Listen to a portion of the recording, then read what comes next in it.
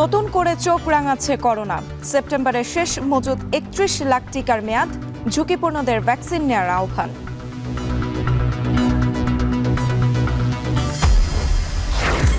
নির্বাচন ফেব্রুয়ারি না এপ্রিলে সরকারের সঙ্গে বসে সিদ্ধান্ত নেবে ইসি।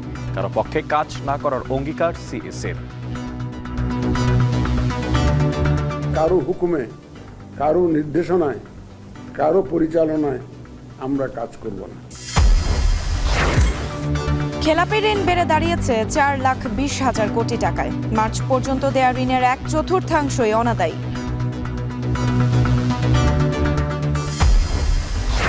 তেহরান ও তেল আবিবে পাল্টাপাল্টি হামলা। শীর্ষ নেতা খামেনিকে হত্যার পরিকল্পনা ইসরায়েলের, সায় নেই যুক্তরাষ্ট্রের।